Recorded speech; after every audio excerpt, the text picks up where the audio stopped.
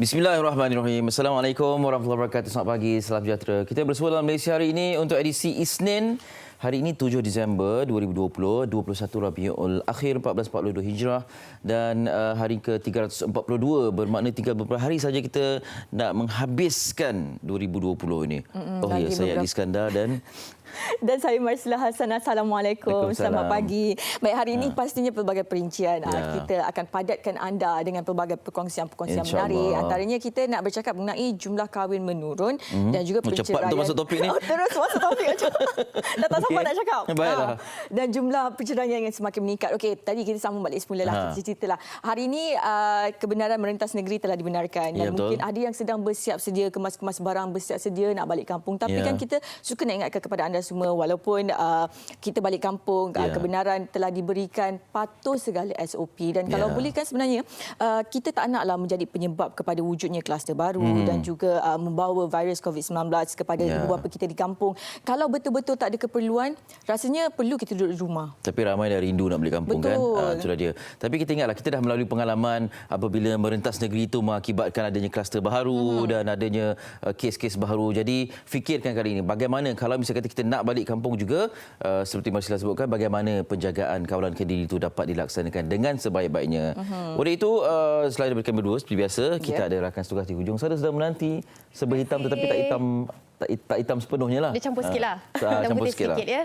Benarkan saya. Silakan. Terima kasih Marsilah dan juga Ali Iskandar. Selamat pagi juga kepada anda semua penonton MSI yang sentiasa setia bersama dengan kami. Alhamdulillah kita kembali untuk hari Isnin 7 Disember 2020. 7 Disember ni adalah satu tarikh yang bagi saya tarikh ceria untuk ramai antara kita. Oh, sebab kita dah ramailah antara kita sebab kebanyakan kawasan telah pun berada di fasa PKPB yang syarat-syaratnya telah pun dilonggarkan, dan juga ada yang telah pun ke fasa PKPP seperti di Terengganu, Perlis, yang mungkin kadar kes positifnya semakin berkurangan, pergi ke zon hijau dan sebagainya. Jadi kita harapkan yang terbaik. Kita pernah melalui fasa gelombang yang sebegini rupa juga. Menjelangnya PKPP ni adalah sesuatu yang sangat diharapkan kan. Apabila fasa pemulihan tu berita baiklah untuk kita. Tapi jangan ambil mudah seperti yang diingatkan rakan berdua tadi, macam mana dengan kawalan kendiri kita, itu yang paling penting sekali. Dan mungkin di akhir-akhir tahun 2020 ni perlu kita banyakkan sifat positif kita, sifat menerima dengan segala apa yang terjadi. Macam-macam perkara yang terjadi. Mungkin secara peribadinya kawan-kawan saya lah ramai yang meninggalkan kita, ramai yang pergi tanpa ada sebarang berita tentang kesakitan, kemalangan yang berlaku, tragedi yang berlaku terhadap diri mereka, menjadikan kita lebih menghargai apa yang ada di hadapan kita. Secara peribadinya saya merasakan begitulah.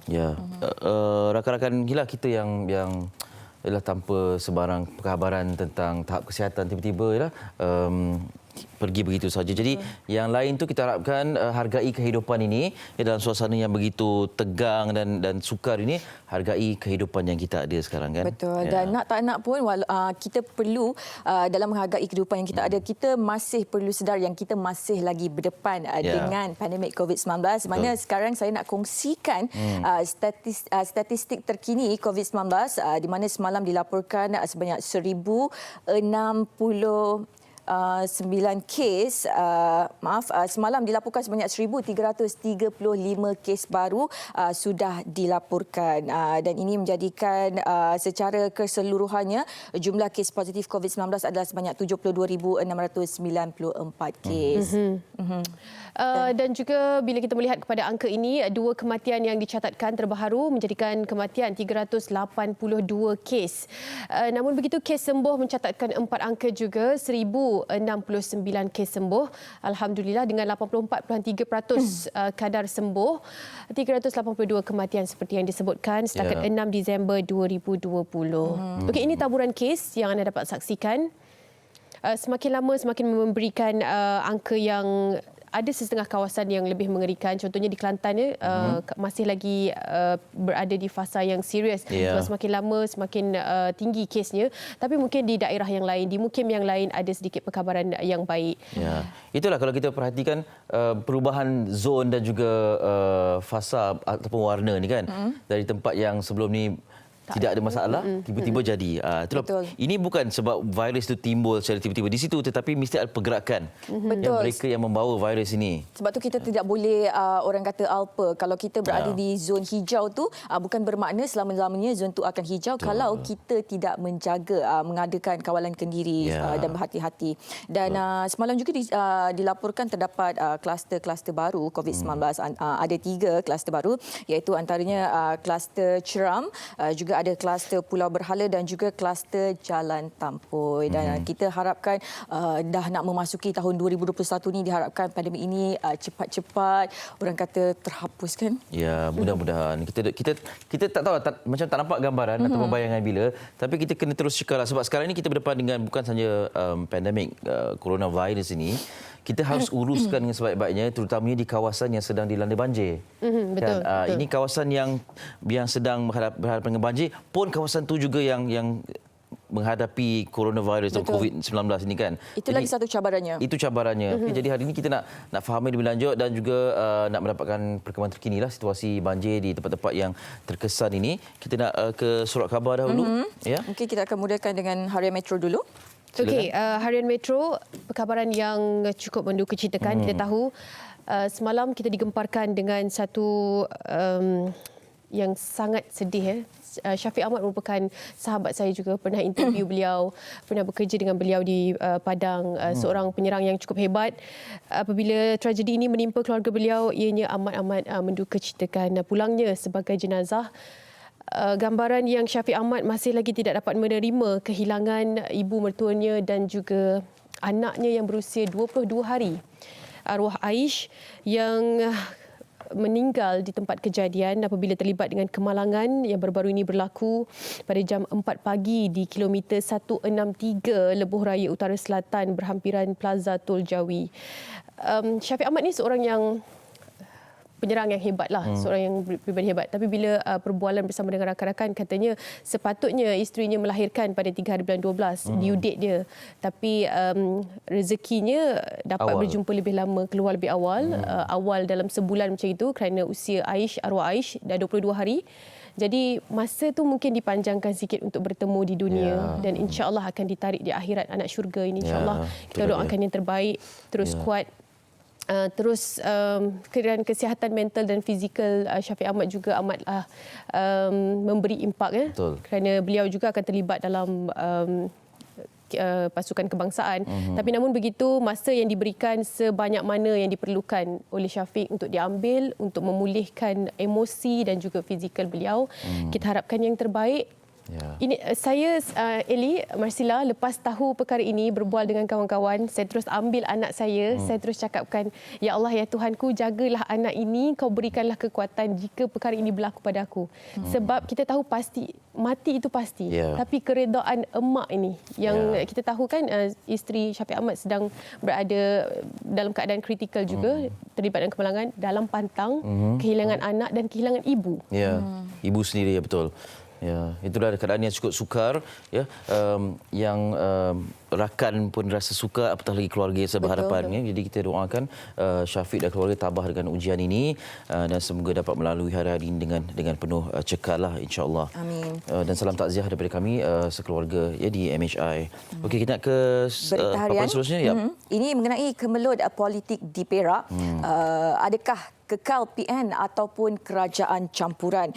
Dan di sini katanya kesediaan Presiden UMNO Datuk Seri Dr. Ahmad Zahid Hamidi untuk mengkaji penjajaran baru politik jika tidak dapat kekalkan Kerajaan Perikatan Nasional Perak selain kesediaan komponen Pakatan Harapan untuk bekerjasama membentuk kerajaan negeri baru menimbulkan lebih banyak persoalan daripada penyelesaian termasuk kemungkinan pembentukan kerajaan campuran dengan pembangkang. Namun PAS tetap yakin dapat mencari penyelesaian menerusi rundingan dalaman Muafakat Nasional MN dan juga PN.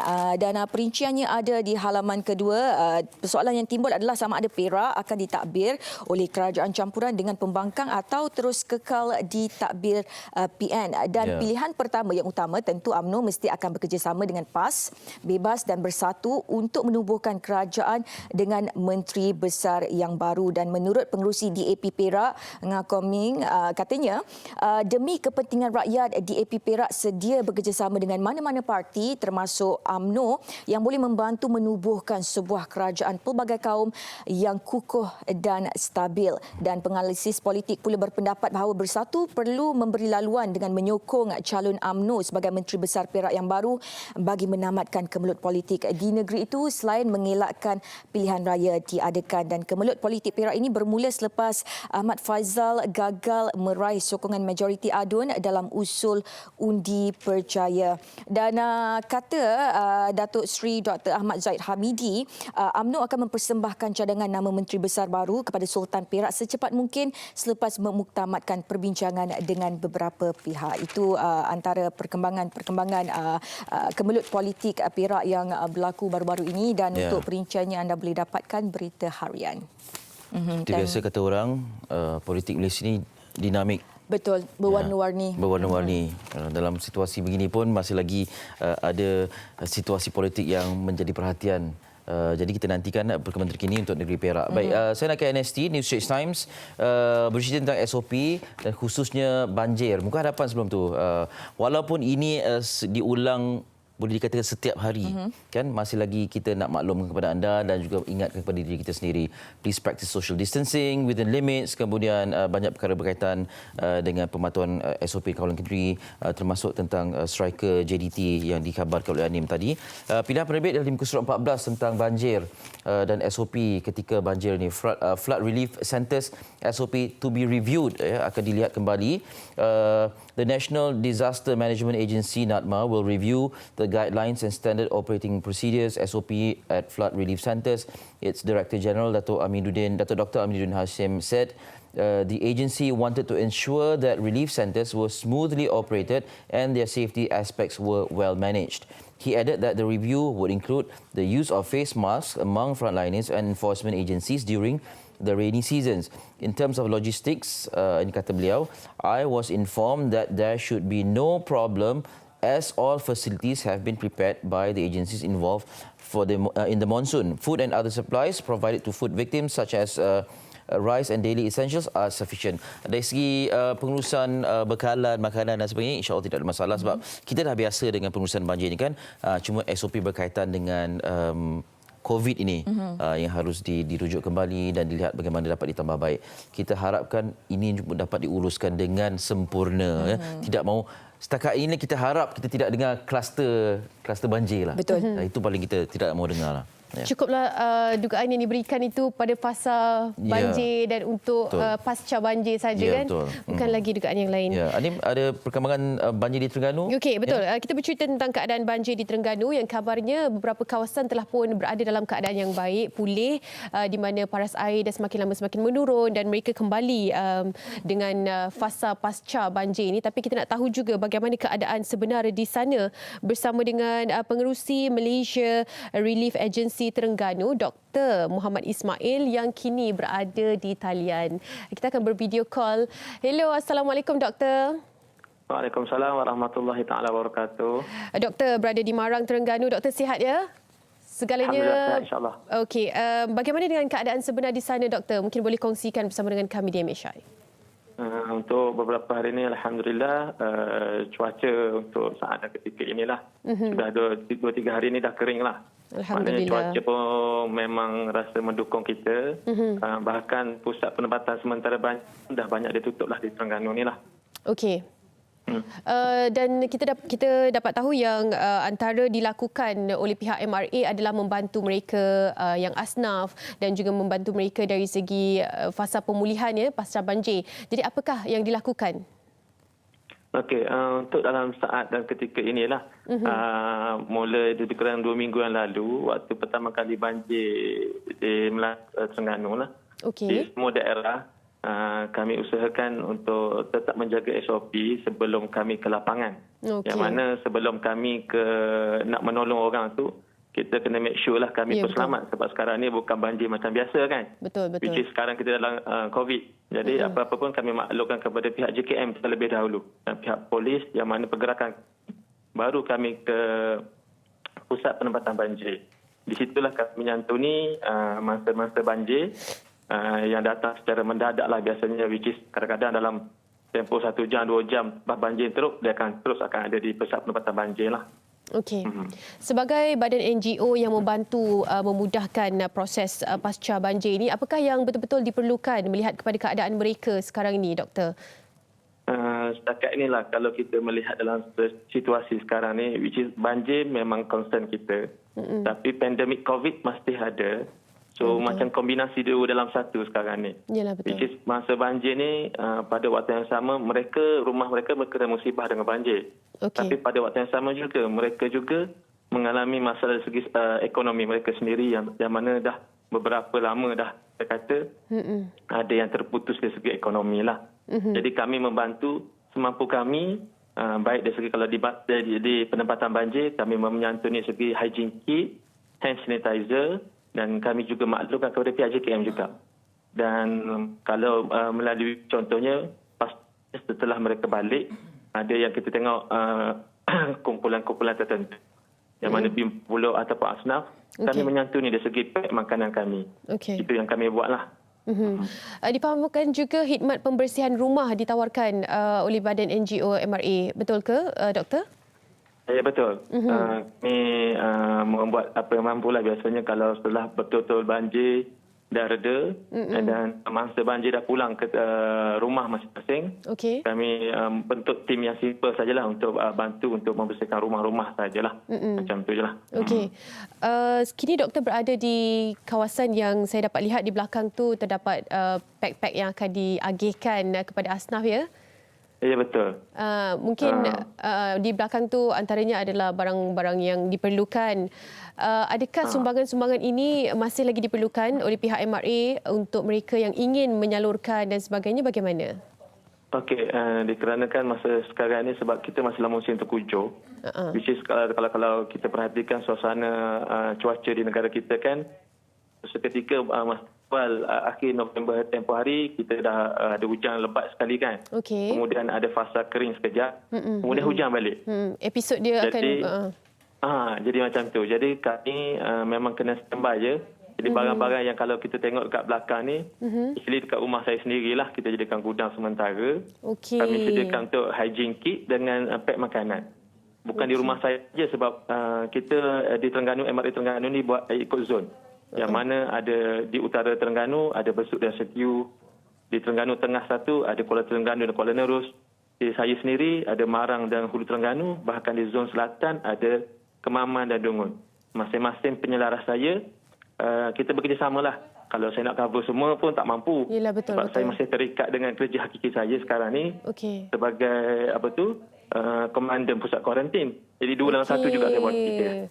Dua-dua kerja yang cukup mencabar sebagai seorang frontliners. Ni betul-betul frontliners ni untuk dua kategori banjir dan juga COVID. Doktor, bagaimana dengan keadaan bantuan yang disediakan? Sebab kita fahamkan doktor pun meletakkan tanggungjawab yang cukup besar bila menempatkan barang-barang tu di rumah doktor sendiri. Dari segi pematuhan SOP yang dilakukan oleh pihak doktor sendiri dan juga mereka, bagaimana doktor melihat perkara itu cukup penting walaupun kita dalam fasa untuk membantu orang asnaf dan sebagainya, tapi SOP masih lagi perlu dijaga. Mungkin doktor boleh kongsikan? Okey. Kalau berkenaan dengan ni, saya masih mematuhilah SOP yang digariskan oleh KKM, memandangkan saya sendiri pun masih bertugas dan menyelialah pusat kuarantin bomba di Wakaf Tapai. Which is saya hari-hari pun berhadapan dengan under suspect lah yang ada kontak rapat dengan positif COVID kan. Jadi saya ingatkanlah kepada sahabat-sahabat saya di MRA Terengganu yang mana etika dan pematuhan kepada SOP itu benda yang sangat penting.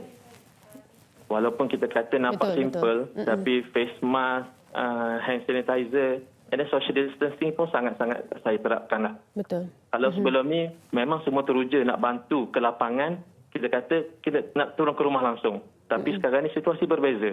Jadi kita terpaksa ikut garis panduan yang telah ditetapkan, yang mana bagi pihak berwajib yang lain dulu, macam APN dan bomba, untuk membantu mereka masa banjir terlebih dahulu. Kemudian kami, setelah betul-betul mereka berada dalam keadaan selamat, baru kami bantu.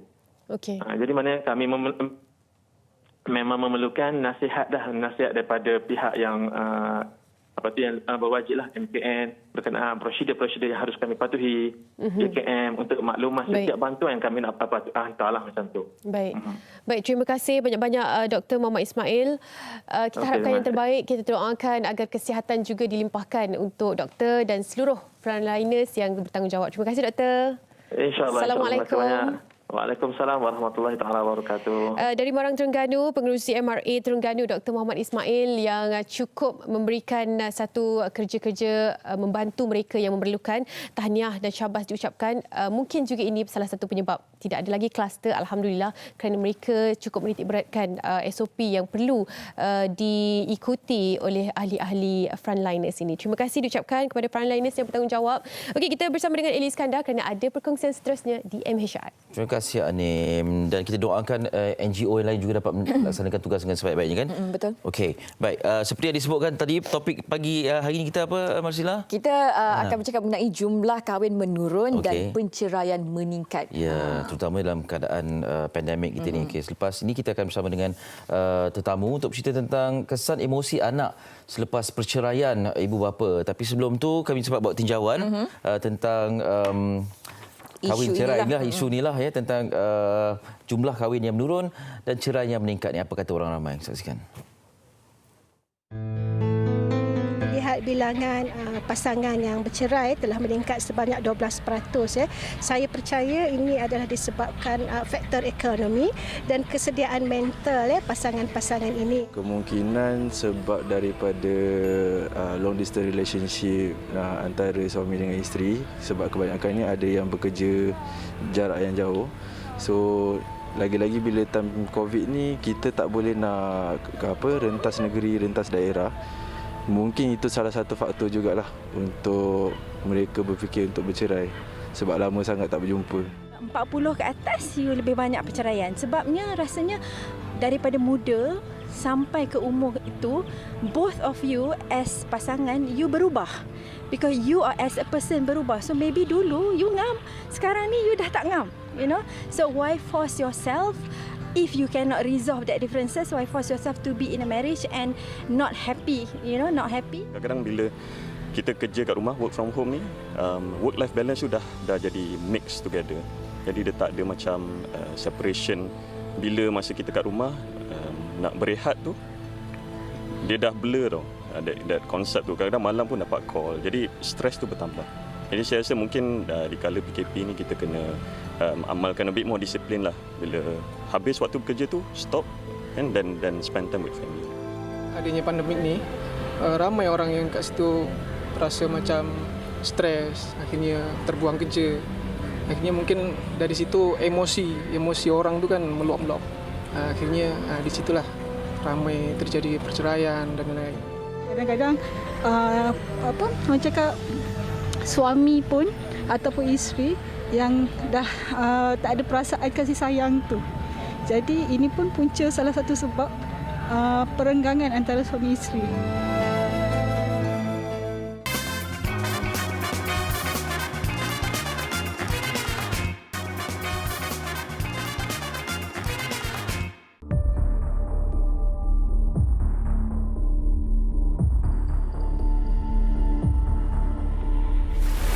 Berdasarkan Petikan Akhbar pada 30 November lalu, peratusan perceraian di Malaysia adalah lebih tinggi berbanding dengan perkahwinan dan ia meningkat sebanyak 12%. Dan selepas ini saya akan bertemu dengan seorang individu di mana musim Perintah Kawalan Pergerakan ini memberi kesan terhadap rumah tangganya dan terpaksa memilih jalan perpisahan.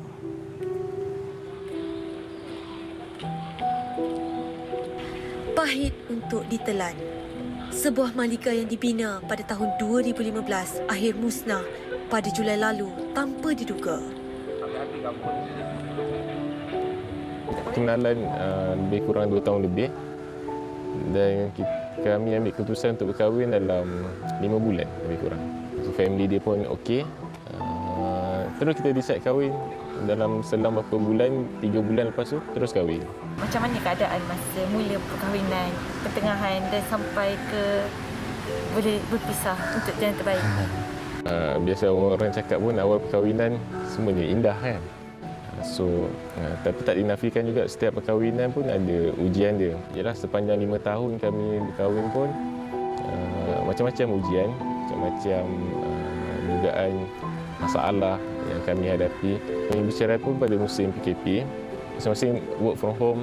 Yang saya nampak kat mata saya happy time tu, dan bila saya kerja kat office ada panggilan suruh datang ke pejabat, WhatsApp minta untuk cerai. Siapa sangka hasrat hati ingin meluangkan lebih masa bersama keluarga ketika PKP hancur apabila perkara sebaliknya berlaku. Sebenarnya masa musim PKP ni memang tak nafikan memang kita 24 jam. Kalau tanya saya pula, ini peluang lah. Maksudnya sebelum ni pagi kita dah keluar balik kerja, kadang petang malam baru balik. Ni masa yang terbaik lah juga untuk sebuah rumah tangga tu kan. Orang cakap time PKP ni saya lebih manja dengan dia lah. Yang saya dapat tahu yang dia cakap dia rimas dengan saya. Kadang-kadang time PKP ni macam kau buat hal kau, aku buat hal aku. Anak pukul 9 akan masuk tidur. So saya akan tengok TV. Dia kat dalam bilik tidurkan anak. Anak dah tidur, dia tak akan keluar. Saya kat depan, dia kat dalam. Bila saya panggil, duduk depan, dia akan sekejap je lah. Dia akan tengok handphone. Bagaimanapun baginya, kewangan bukanlah punca penceraian ini terjadi. Bila PKP dengan PM dah umum yang kita dapat mora, kita dapat apa semua. So benda tu tak terjejas sangat. Dapur semua cukup, kita makan semua cukup apa semua. Tapi rupanya side dia pula simpan yang benda-benda kecil. Saya tak boleh nak tegur pasal macam benda saya tak boleh nak tegur ni, saya tak boleh tegur tu. Tatkala orang lain bergembira bersama keluarga, bapa kepada seorang anak berusia 4 tahun ini terpaksa menerima situasi baru tanpa anak di sisi. Dia biasa kalau kita bercerai, time tak ada anak tak apa tau. Tapi sebab ada anak dan apa-apa kos perbelanjaan anak ke apa semua bersama. Kesian kat dia sebab dia tak berdosa kan, budak kecil yang tak tahu apa. So dia akan hidup macam ni lah. Bapak-bapak jauh macam tu lah. Macam sekarang saya balik rumah senyap, tak ada apa. Saya tak nampak anak tu berlari sana, berlari sini. Ya, benda-benda benda tu lah yang buatkan kita rindu. Kadang-kadang bila duduk rumah seorang ni, saya akan flashback anak, saya rindu anak lari sana, lari sini. Main sana, lompat sini. Benda-benda tu yang saya rindu lah. Dan saya dah cuba sedaya upaya untuk selamatkan. Tapi kalau sebelah pihak je yang usaha tak jadi. Saya harapkan yang baik-baik lah untuk anak saya. Bekal pasangan, bekal isteri saya harapkan dia jumpa jodoh yang lebih baik insya-Allah. Dan begitu juga saya harapkan ada yang terbaik yang Allah dah susun.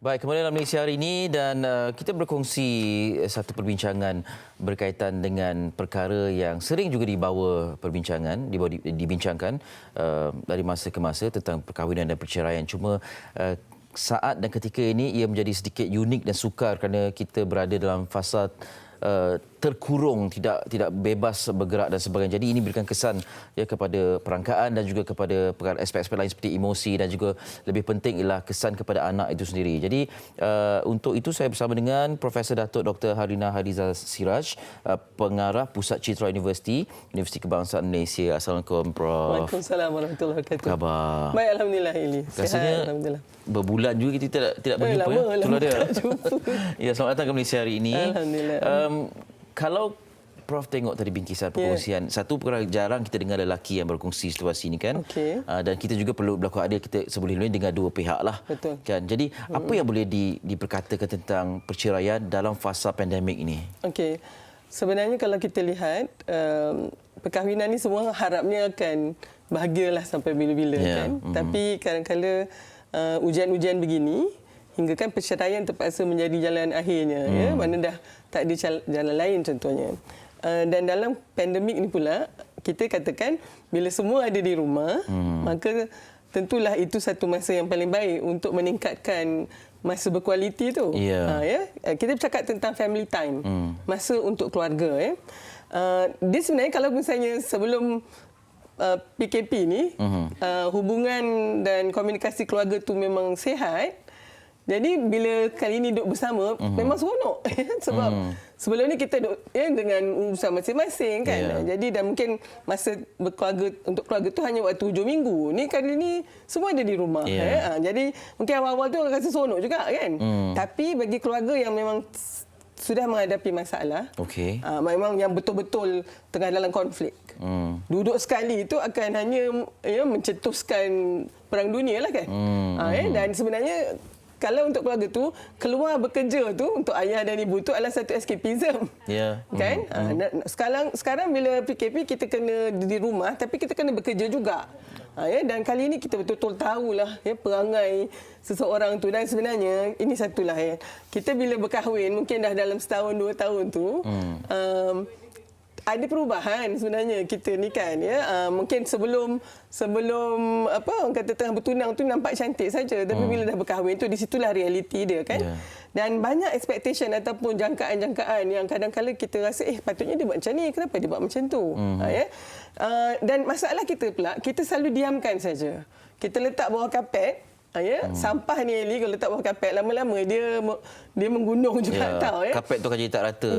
Dan kita tersandung juga. Dan rasanya ketika PKP ni kita baru perasan bahawa kita tak kenal sebenarnya siapa orang yang kita kahwini 4 atau 5 tahun lepas ni kan. Kenapa dia mungkin dalam konteks agihan kata tanggungjawab dalam rumah tu. Yang itu pun kalau misalnya sebelum ni memang berjalan dengan baik kan, suami isteri betul-betul ta'awun ataupun bekerjasama, dia tak ada masalah. Tapi dahlah itu tak clear. Lepas tu sekarang ni kita duduk di rumah, siapa nak buat kerja-kerja ni?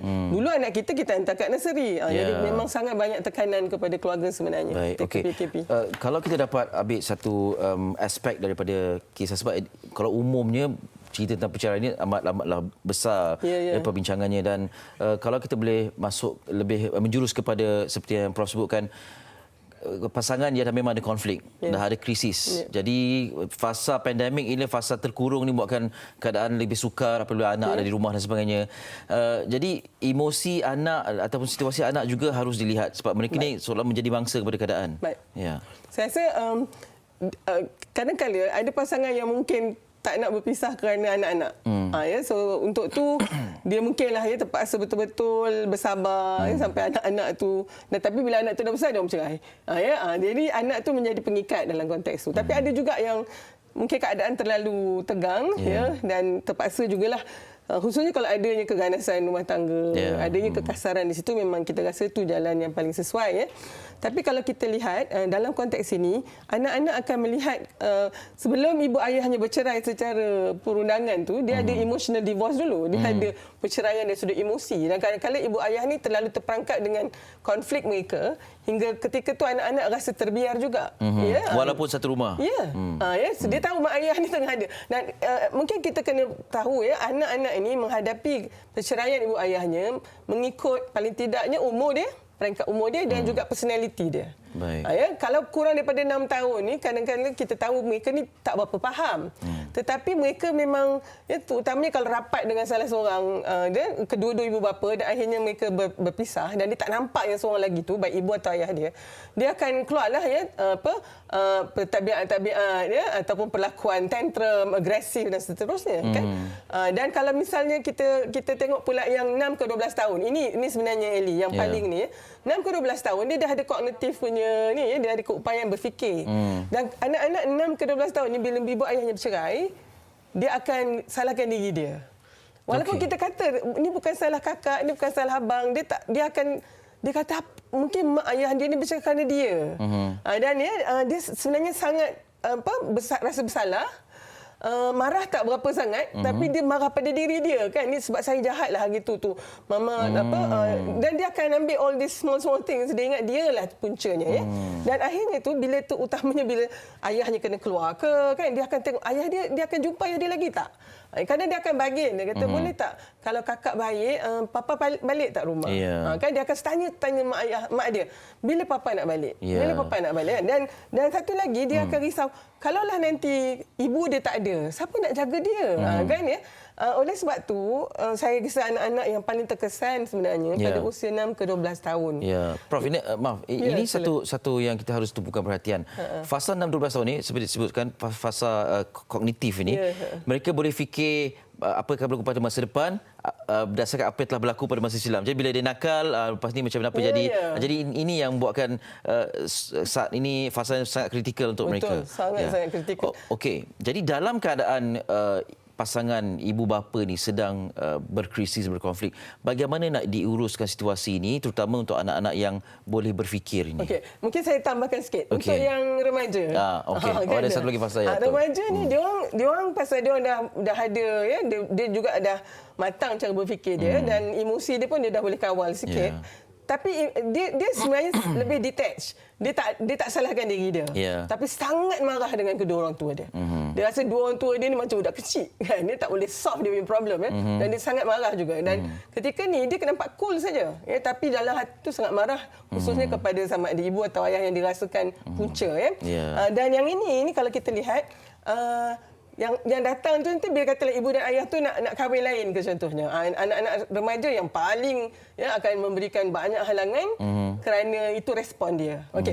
Balik kepada apa yang Elly cakap tadi kan. Bagaimana agaknya nak mengurangkan ni ya kalau misalnya menguruskanlah ya. Walaupun tak kurang kan ya. Pertelingkahan dan konflik kita kalau boleh memang tidak di depan mereka. Baik.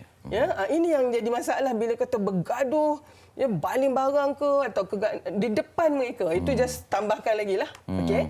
Apatah lagi kalau mereka terlibat sama. Maksudnya bila dengan papa pergi kata-kata mak dia. Mama tu tak baik gitu-gitu kan. Nanti kan bila mak dia pula mak dia pun cakap macam tu. Dan yang paling lagi memberi kesan apabila katalah mereka berempat, dua ikut mak, dua ikut ayah. Okey. Wow, itu memang. Dan sebelum ni katalah 4 orang tu sangat rapat contohnya kan. Jadi saya sekarang bimbang bila katalah ya ada berlaku perceraian, bila kadang saya tanyakan kan macam mana anak-anak, oh don't worry, they are fine. They are not fine. Mereka memang terkesan. Tapi walau bagaimanapun itu bukanlah maknanya sampai bila-bila. Dia bergantung ya kepada bagaimana kita nak menguruskan tu. Tapi kalau boleh janganlah tambahkan dengan pergaduhan itu melibatkan mereka ya. Maknanya bercerai itu memang kena dengan makruf, dengan ihsan. Ya maknanya kita sporting lah kan ya. Kita kena ingat tak apalah dah tak ada jodoh ni. Tapi mungkin kita kena ramai juga yang mereka terus menjadi rakan ya. Kerana ada anak. Kita boleh divorce atau ceraikan pasangan kita tapi tak boleh ceraikan anak-anak kita. Jadi di situ saya kira untuk menampun atau menampan ya impak perceraian itu. Kedua ibu ayah ni memang kena pastikan kebajikan anak itu terjaga. Okey, baik. Maknanya seboleh-bolehnya lah depan anak tu tidak diperlihatkan ketegangan itu. Ya, okey.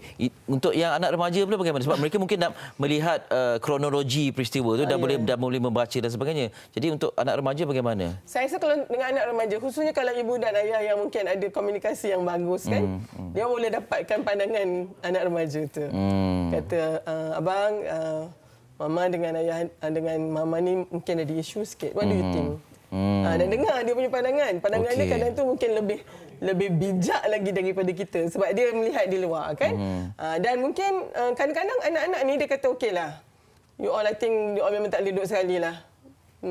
Mungkin perceraian tu kena juga tapi dia adalah dia punya syarat tu kan. Dia nak tahu macam mana kedudukan dia apabila ibu dan ayahnya tidak lagi duduk sebumbung. Dan fasanya juga ada bila bercerai dia ada tiga fasa. Pertama fasa permulaan. Yang ini ni the first 1 year. A lot of adjustment kat sini. So kita kena support each other. Kemudian dia ada transition. Yang ni 2 ke 3 tahun. Dia dah mula adjust kepada hidup. Ayah dia datang hujung minggu saja. Ayah pun nak kahwin orang lain. Kan? Dan sebenarnya yang katakan status fasa stabil selalunya 5 tahun. So begitulah. Okey. Yalah, walaupun kita kongsi begini, tidak sebenarnya ia kena pada semua orang. Ada lain pasangan, lain keluarga, lain cara mengendalikannya. Baik, kita masuk kepada pasangan ini. Baik. Jadi tadi disebutkan tentang emosi anak-anak. Jadi bagaimana nak menguruskan perkara ini dalam keadaan yang kita tidak boleh ke mana-mana, tidak ada escapism dan sebagainya. Tapi perasaan itu nak dilempiaskan ke mana, Prof? Sebenarnya anak kadang-kadang kena marah tu kadang-kadang kan. Ya. So ini kita cakap pasal anger management pula kan ya. Okey. Kita satu sebenarnya marah ni datangnya dari mana? Ya, dia adalah daripada satu cara berfikir yang mengatakan bahawa kita rasa kita salahkan orang lain itu. Jarang kalau marah tu kita marah kat diri sendiri kan. Kita marah kat orang tu dan kita letakkan segala kesalahan kepada orang tu. Tapi kalau misalnya tengah marah dengan orang tu, masa itulah sepatutnya kita tak bercakap. Sebab kalau tak kita akan pilih nada dan juga choice of word tu pilihan kata-kata tu. Mulalah semua orang kata sumpah seranah keluar. Jadi mungkin kena ada pause button tu. Kan? Bila nak marah saja, okey, pause button dulu. Kalau boleh agaknya pergi, jangan duduk depan satu sama lain. Kenalah seorang agaknya pergi tempat lain. Yang seorang ni jangan ikut memang macam kena ada gencatan senjata sikitlah. Kalau nak jerit agaknya PKP ni jerit kat mana? Ambil bantal tu tekop jerit betul-betul kan. Dan mungkin satu lagi kita kena juga minta bantuan orang lain untuk membantu kita.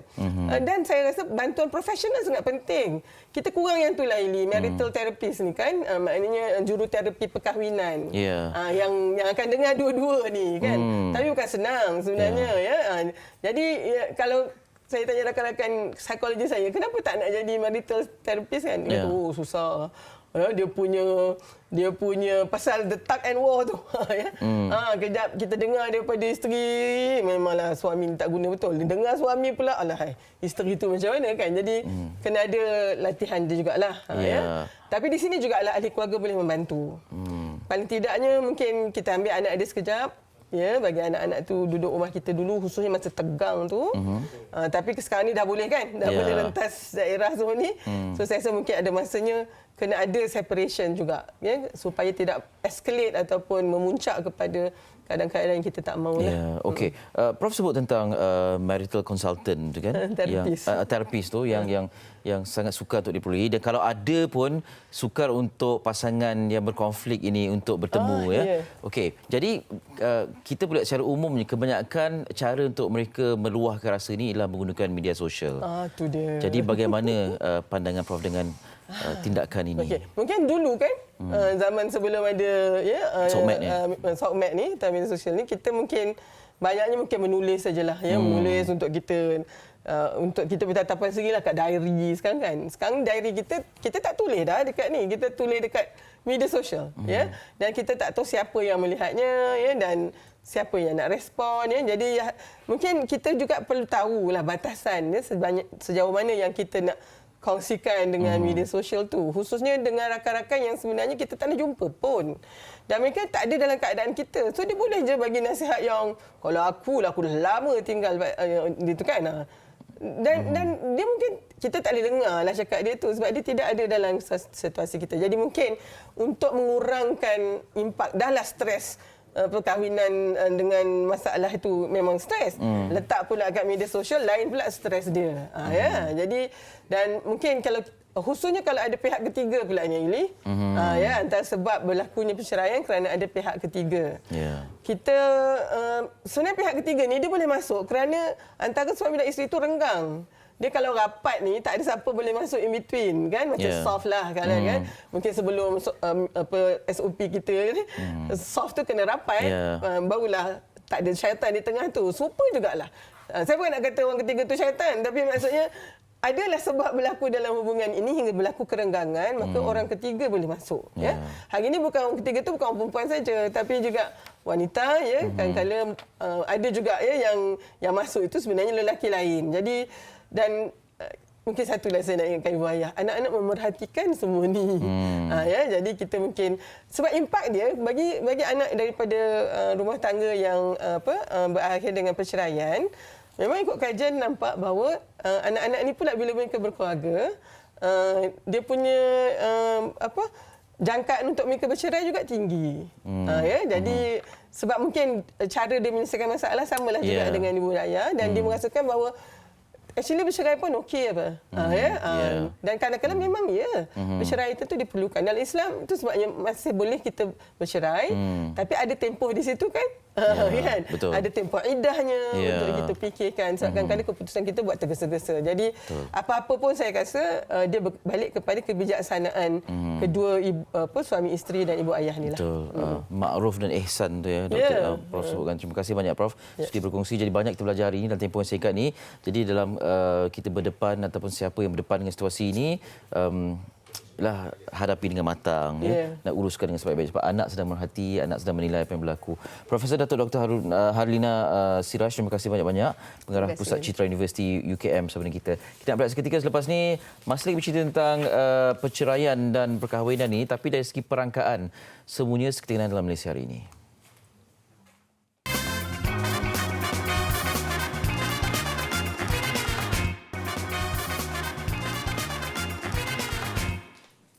Kembali bersama kami dalam Malaysia hari ini. Baik, untuk pengetahuan anda semua, menurut laporan statistik perkahwinan dan perceraian Malaysia 2020, bilangan rakyat Malaysia yang berkahwin pada tahun lalu menurun sebanyak 1.2%, manakala yang bercerai meningkat sebanyak 12%. Ini satu trend yang amat membimbangkan.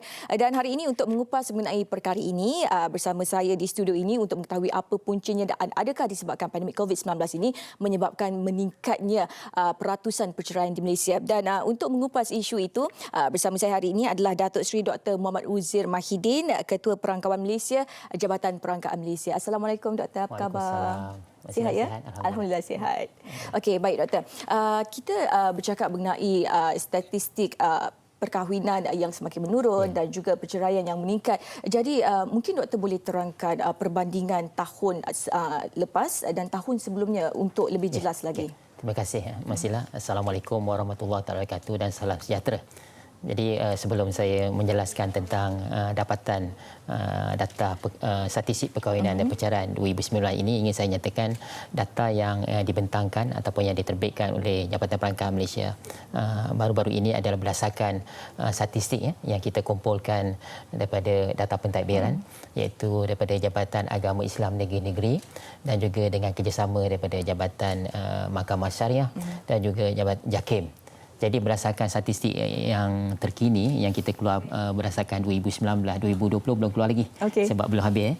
Jadi kita dapati jumlah perkahwinan pada tahun 2019 salah sebanyak 203,821 berbanding perkahwinan yang dicatatkan sebanyak 206,352 pada tahun 2018. Jadi perkahwinan di situ menunjukkan kemerosotan iaitu pada kadar 1.2% secara perbandingan. Manakala kalau dari segi perceraian pada tahun 2019 jumlah yang direkodkan ini sebelum itu saya nyatakan perkahwinan ini termasuk yang beragama Islam dan bukan beragama Islam lah ya.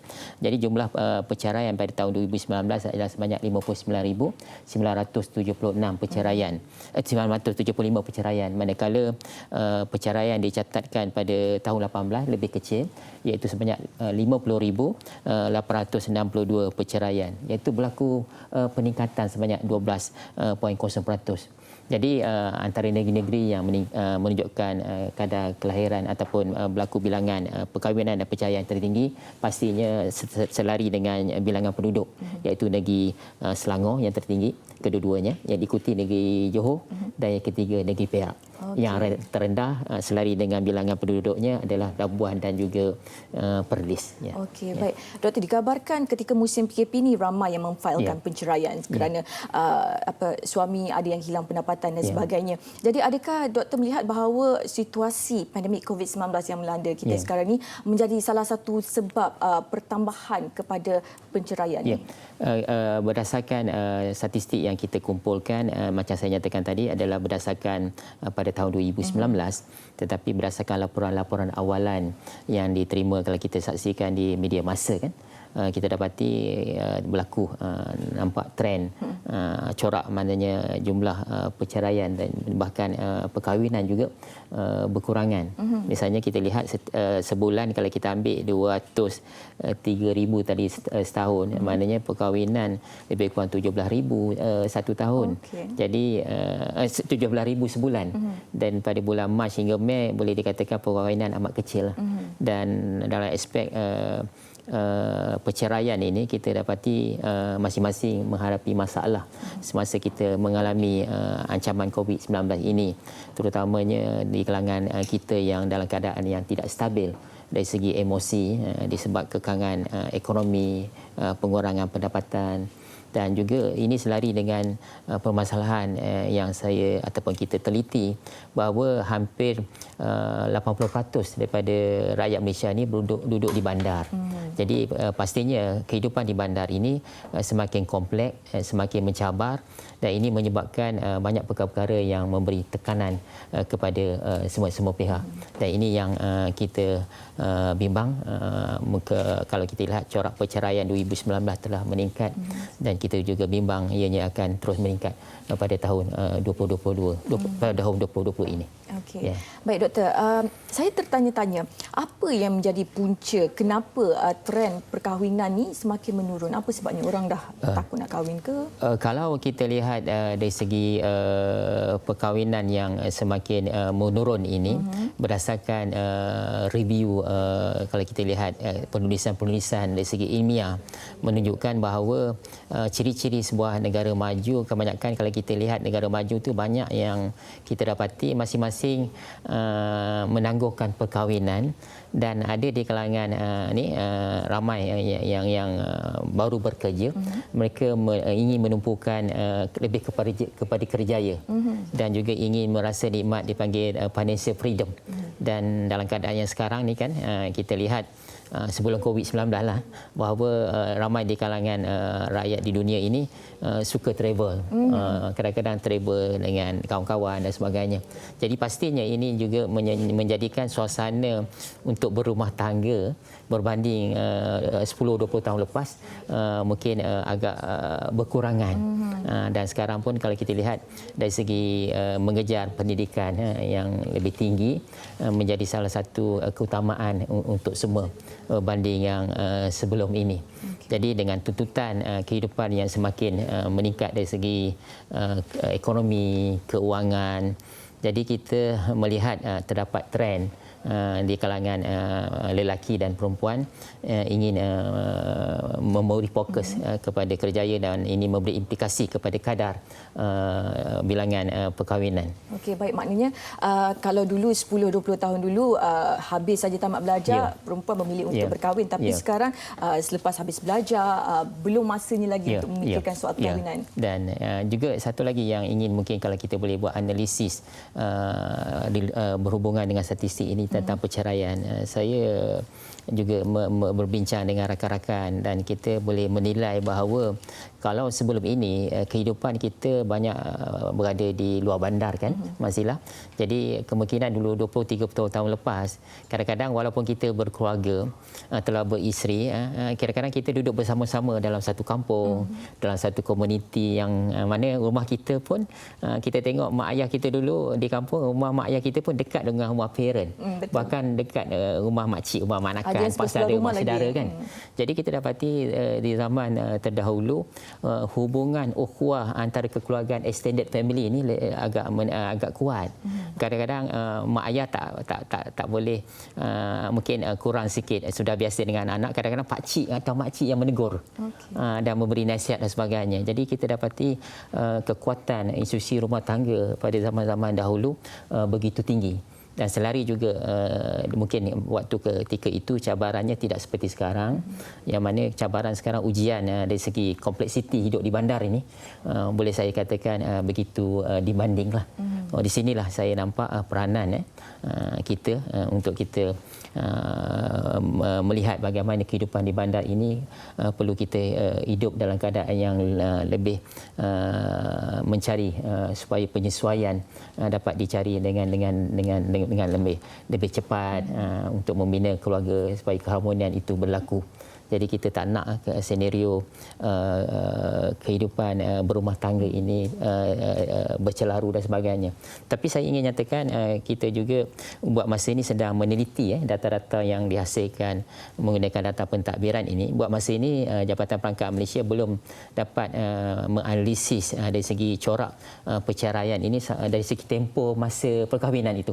Buat masa ini kita belum menerima rekod bila perkahwinan atau perceraian itu berapa lama retention tempoh perkahwinan itu. Adakah setahun, 2 tahun? Dan juga kita nak lihat juga misalnya background pendidikan ataupun pendapatan. Jadi buat masa ini kita belum lagi boleh menyatakan trend perceraian ini banyak berlaku di kalangan pendapatan tinggi, pertengahan ataupun rendah. Ini belum dapat kita kesan sebab kita memerlukan data. Sama juga dari segi corak perkahwinan, kita pun juga perlu menilai. Maknanya perkahwinan di umur lanjut ini berlaku di kohort umur mana? Mana di pendapatan mana? Adakah di pendapatan tinggi orang yang berkejaya menangguhkan, tetapi kita hanya boleh memberi motherhood statement berdasarkan apa yang berlaku di negara maju. Jadi kita perlukan konteksnya. Cuma di sini yang mungkin kepada para pendengar, kalau ingin menilai dari segi tahap perkahwinan perceraian, DOSEM ataupun Jabatan Perangkat Malaysia telah mengeluarkan data-data sampai ke peringkat daerah. So di peringkat daerah ni boleh melihat sebagai lebih terperinci dan mungkin boleh dihubung jalinkan dengan data-data lain tentang apa yang berlaku di daerah-daerah yang tertentu yang menyebabkan berlakunya perceraian yang tinggi ataupun pengurangan dalam jumlah perkahwinan. Okey, baik. Doktor, kita macam doktor katakan tadi, kalau dulu mungkin kita tinggal berdekatan dengan keluarga menyebabkan ikatan perkahwinan tu lagi kukuh berbandingan sekarang kita tinggal jauh dengan keluarga, ramai yang berpindah berhijrah ke bandar dan sebagainya, hidup jauh daripada keluarga.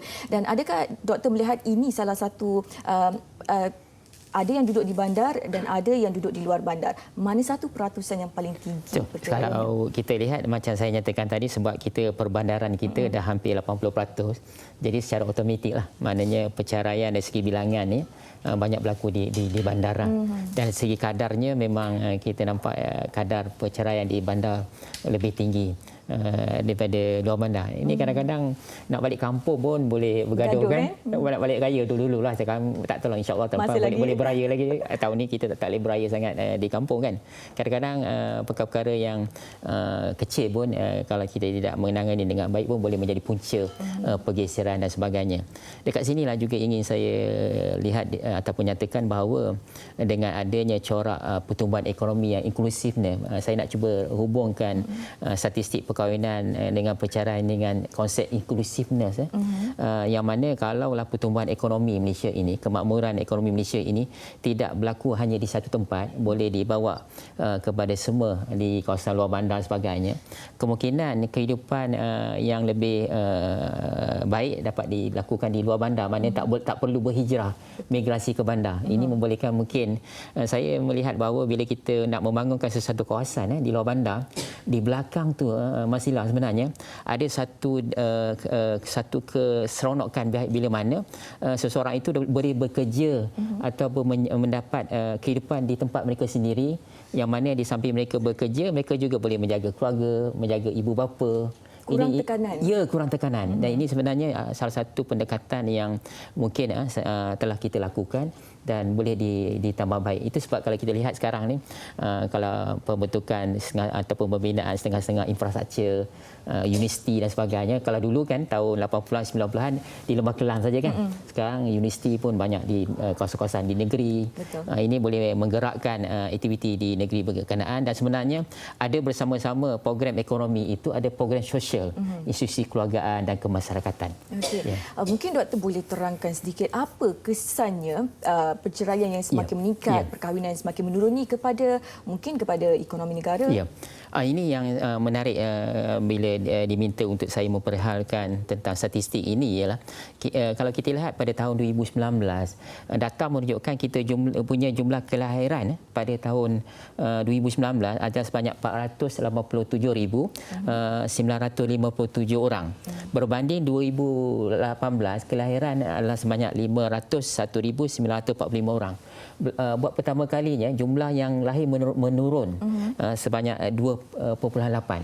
Apa maksudnya di sini? Bermakna bila perkahwinan semakin berkurangan, biasanya secara sunnatullahnya bila berkahwin akan ada kelahiran lah. Betul. Maka kelahiran semakin berkurangan. Ya, ini yang kita bimbang. Sekiranya kelahiran ini semakin merosot, maka ia akan memberi kesan kepada ekonomi, yang mana akhirnya bila jumlah kelahiran berkurangan, maka jumlah sumber manusia yang akan bekerja untuk menggerakkan ekonomi negara akan berkurangan. Bahkan satu lagi saya pun melihat ataupun data menunjukkan bahawa bila semakin kurang baby ni, kurang kanak-kanak ni, maka permintaan untuk barang-barang kanak-kanak ni akan makin berkurangan lah. Okey, sebab Maknanya tak ramai baby ni untuk menggunakan bed pamper dan sebagainya. Dan satu lagi, bila pengurangan dari segi kelahiran ini, kesan jangka panjangnya ialah kita bergerak ke arah negara menua, yang mana kita ada sekarang lebih kurang 2.3 juta rakyat Malaysia yang berumur 65 tahun ke atas. Jadi dalam ekonomi apa yang kita ada dipanggil nisbah tanggungan. Mana kalau kita ambil nanti umur yang bekerja 15 hingga 64, kita bahagikan dengan umur yang tua 65 dengan ke atas dan juga umur muda, dia punya nisbah tanggungan dia makin kecil. Bermakna nanti pada satu hari nanti kalau kita tidak tangani dengan sebaik-baiknya, yang produktif yang akan bekerja, yang akan membayar cukai pendapatan semakin mengecil. Manakala yang tidak adalah bersara tadi, yang secara umumnya mereka dah produktif sebelum ni, tetapi lepas bersara tak produktif lah kan. Jadi kita terpaksa menanggung tanggungan tu lebih tinggi. Ini yang berlaku di negara macam Jepun dan sebagainya. Jadi satu perkara olahan baru perlu dilaksanakan supaya corak ekonomi juga perlu menangani keperluan kemungkinan yang masih sihat, yang boleh meneruskan kerjaya misalnya, yang kejayaan bercorak yang lebih ringan lah berbanding sewaktu prime age punya waktu. So kita lihat cara rumusannya, kaitan antara pengurangan kepada perkahwinan, peningkatan kepada perceraian menyebabkan kelahiran semakin merosot, maka permintaan kepada barangan-barangan yang digunakan oleh tujuan umum muda makin berkurangan, akhirnya kedudukan sumber manusia, kebergantungan kepada pekerja di luar negara mungkin akan meningkat, akhirnya ia akan juga mencorakkan kita sebagai lebih ramai lagi penduduk tua. Dan di sini pun kita telah nampak kan, setengah-setengah kawasan luar bandar, di sebuah kelas pun kadang-kadang darjah 1 pun dah kurang pelajar. Ini juga ciri-ciri yang berlaku. Tapi saya yakin ini adalah proses yang normal, transisi, cuma dari segi persiapan kita lah. Bagaimana kita ingin menangani perkara ini. Dan satu lagi yang penting juga saya tekankan, umur pendengar seorang ibu bagi melahirkan seorang anak kan semakin meningkat sekarang ni. Maknanya purata umurnya sudah sampai 28 baru nak melahirkan anak. Agak lewat lah. Agak lewat. Sedangkan umur reproduktif itu lebih awal. Jadi menyebabkan sekarang kadar kelahiran bagi seorang suami dan isteri dah di bawah tahap penggantian. Biasanya sekurang-kurangnya kalau suami isteri kalau boleh dapat 2 orang anak kan. Maknanya kalau dia meninggal adalah waris 2 orang paling kurang, maknanya penduduk tu sentiasa kekal. Tapi sekarang dah 1.8. Dan setengah-setengah etnik kalau kita lihat untuk Bumi Utara masih tinggi lagi 2.3. Bagi China, etnik Cina 1.2. Manakala 1.1, manakala etnik Cina India 1.2. Jadi menunjukkan bahawa sekarang secara puratanya dalam satu keluarga anak yang dilahirkan secara puratanya bawah daripada 2 orang, kurang daripada kadar penggantian yang ditetapkan oleh Pertubuhan Bangsa Bersatu, lebih kurang 2.1. Okey, baik. Cukup padat sekali. Sebenarnya banyak yang ingin ditanya tapi kita tak cukup masa, Doktor. Baik, terima kasih banyak-banyak Doktor atas penerangan yang begitu mudah difahami, dan terima kasih kita ucapkan. Sebelum itu tentang banci penduduk, jangan lupa rakyat Malaysia ni jangan lupa. Maknanya jangan kita sedang melaksanakan banci penduduk 2020 dan pelaksanaan e-sensor akan berakhir pada 21 Disember. Jadi kita merayulah kepada rakyat Malaysia tunaikan tanggungjawab. Kepada yang telah menunaikan tanggungjawab, kita ucapkan sabar dan terima kasih. Dan insya-Allah kita akan tutup e-sensor 21 hari bulan dan kita akan laksanakan fasa kedua nanti bersemuka pada 20 Januari. Kalau boleh kita nak kurangkan fasa 2, kita nak mengawal penjarakan sosial ini. Jadi mari kepada rakyat Malaysia yang belum mengisi e-sensus ini, mohon bantu untuk mengisi secepat mungkin. Okey, baik, jangan lupa untuk isi e-sensus secepat mungkin. Baik, terima kasih kepada Datuk Seri Dr. Muhammad Uzir Mahidin, Ketua Perangkawan Malaysia, Jabatan Perangkat Malaysia, kerana sudi meluangkan masa bersama kami hari ini. Terima kasih banyak-banyak, Doktor.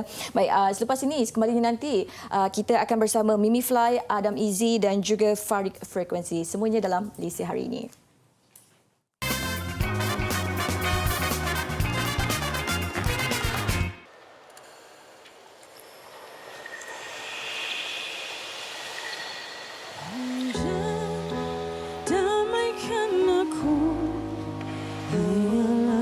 Semakin membawaku jauh. Apa maknanya hidup? Beban di bahu ini siapa yang tahu? Dari mana datang suara-suara ini? Hujan bisikan padaku. Berat pikul buah fikiranku kelad. Kudrat tinggal 2-3 kerat. Minda medan perang sambil warasku meniti sendiri di atas benang. Tergelincir tak boleh terbang, tergantung pegang kuat. Di bawah ada jurang, terapung sedetik jerit memenuhkan ruang. Lemas tanpa air, cemasku beku belum cair. Toleh kiri kanan tiada siapa yang hadir. Pada cerdik mengherdik, kau memang mahir. Suara itu batin tak nampak mulut yang zahir. Kadang berbisik, kadang bergema, kadang membelai, kadang ia mencaci celah. Kadang dia senyap memerhati bukan lenyap. Kadang dia masam, kadang manis manja sedap. Selalu dia aku menyamar sebagai kamu. Kembar siam yang tak diam aku dengan aku. Hujan damaikan aku. Hayalanku semakin membawaku jauh. Apa maknanya hidup? Beban di bahu ini siapa yang tahu? Dari mana datang suara-suara ini? Hujan bisikan padaku. Sekiranya aku musuhku sendiri, siapa yang akan selamatkan? Kalau hari ni dah khatam, esok permainan baru. Kerja gila judi kau waras, kita baling daru. Bertekad dalam otak, bertarung di dalam kalbu. Kita tengok siapa tewas, aku atau aku. Kau memang licik, tak boleh bagi muka sikit. Mula naik toncet, pijak kepala sampai robek. Air muka tenang, bawah permukaan bergelut. Tiada lawan mulut, perang hujah tak bersebut. Pidato siang ko, aku ni patuh. Lebatnya, debatnya aku sekerat je. Menang dan kalah, aku tak salah, tak boleh tabah. Aku tak gagah, aku tak sempat rehat. Kita teruskan sambung. Dua belah dalam satu jasad yang bernaung. Bila akal bertarung, personality bersabung. Bila mantik tersadung, buat fikirannya maung. Let's go, Mimi. Let's go. Dalam hujan ku bersihkan kekalutan.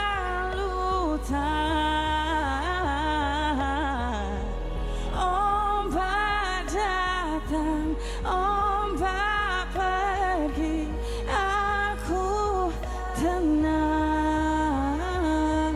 Hujan damaikan aku. Hayalanku semakin membawaku jauh.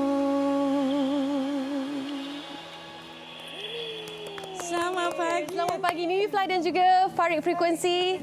Hari ini pertama kali saya mendengar Farid live. Saya suka tak? Okey, kita akan cerita tentang single Hujan ni, tapi sebelum tu kita nak menjemput juga Adam Izzy. Hai. Apa khabar? Hello. Okey, Hello, silakan hai. silakan. Okey, kerana apa? Kerana satu lagi persembahan sekejap lagi kan. Mimi hari ni bawa 2 geng ya. Okey, jom kita ke depan sikit. Bodyguard. Bodyguard. Okey, Mimi, semakin lama semakin giat menghasilkan lagu sendiri. Alhamdulillah. Dan kali ini pula agak berbeza dengan pendekatan yang sebelum ni, kelincahannya yang sangat berbeza genrenya. Kita tengok video klip juga masih lagi menari tapi tidak selincah yang sebelum ni. Mungkin adalah genre yang terbaru, pendekatan yang terbaru nak bawa. Betul tu. Mimi rasa tahun 2020 ni Mimi banyak berkolaborasi antara lagu yang kita dengarkan sepanjang tahun ni. Ya, Mimi memang banyak aktifkan diri dalam membuat lagu, songwriting. Alhamdulillah ada banyak kolaborasi tahun ni yang nak rilis tahun ni. Antara salah satunya adalah Hujan yang merupakan sebuah soundtrack untuk movie yang akan datang tahun depan. Okey.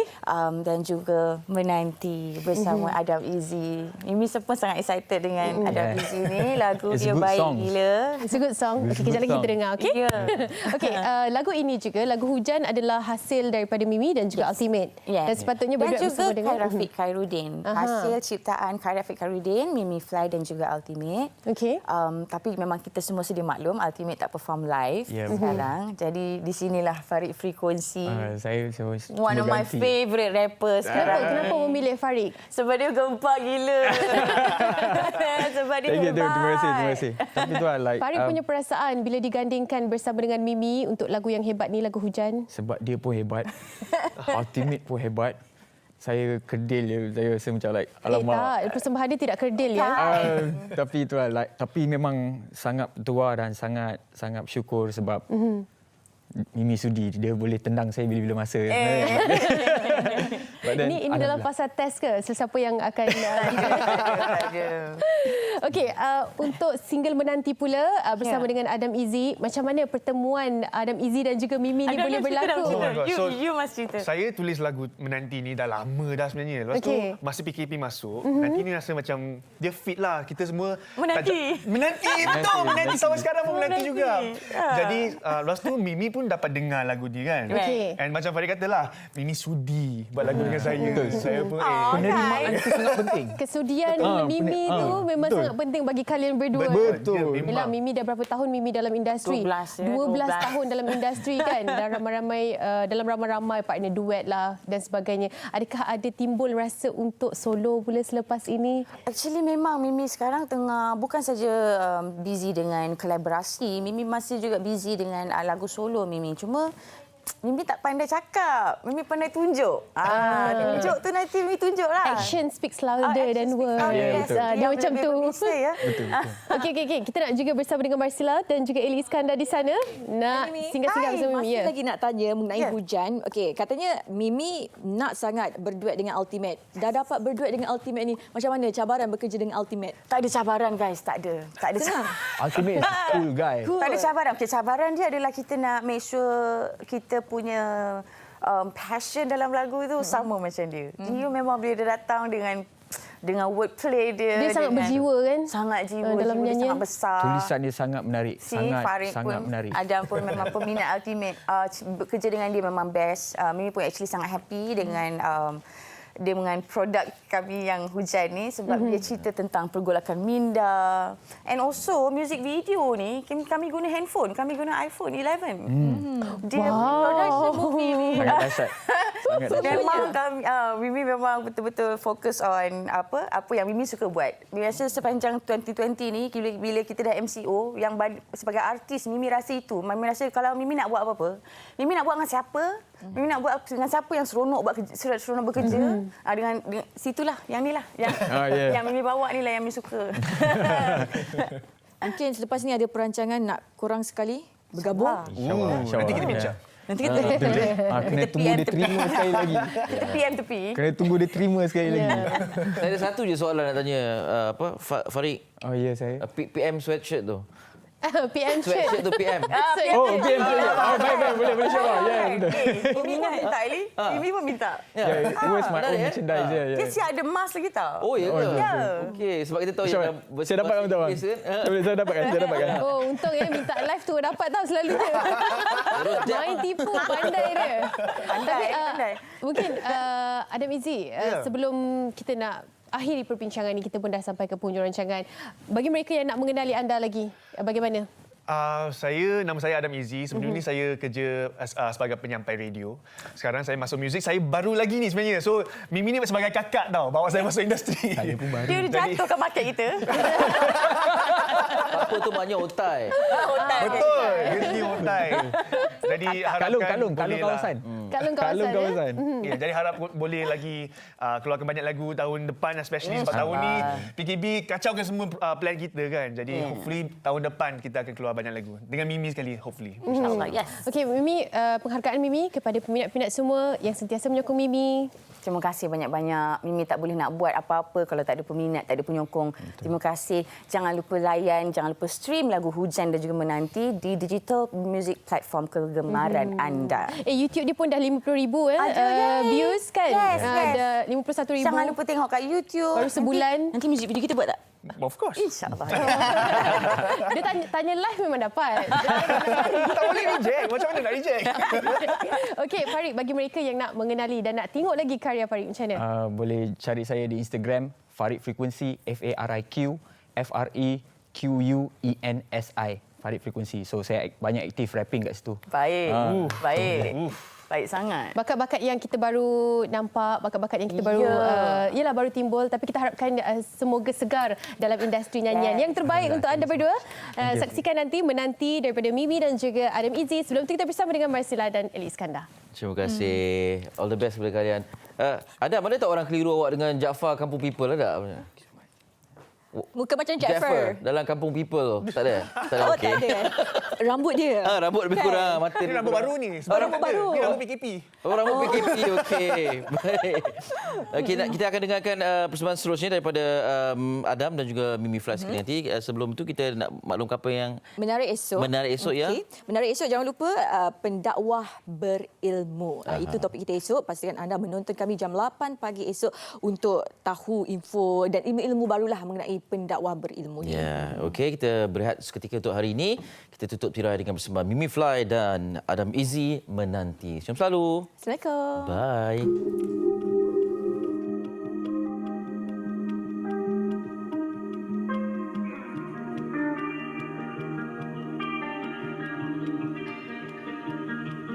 Bila aku sendiri tak henti memikirkanmu, ku tanya diri, adakah memikirkanku? Maafkan aku jika mengganggu, harapkan kau teruskan bahagia tanpaku. Ku bersendiri terus menanti demi kamu. Ku pasti satu hari kau akan kembali padaku. Sampai saatnya kita bersama lagi, aku menanti.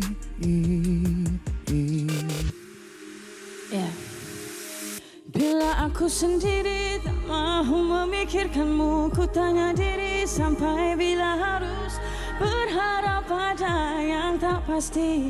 Kau di sana dan aku di sini. Hidupku tak menentu tanpa hala tuju. Oh, bila mereka bertanya ku diam membisu. Sebab mulutmu badanku binasa, perih hatiku jiwaku menderita. Aku ku bersendiri terus menanti demi kamu. Ku pasti satu hari kau akan kembali padaku. Sampai saatnya kita bersama lagi, aku menanti. Sampai bila ku menanti. Sampai bila Sampai bila ku harus menanti. Sampai bila Setiap satu dusta aku dipenuhi alasanmu. Sampai bila Walau selamanya ku menanti,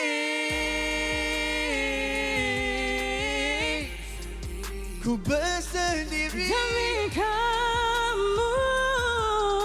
Ku pasti satu hari kau akan kembali padaku. Sampai saatnya kita bersama lagi, aku menanti.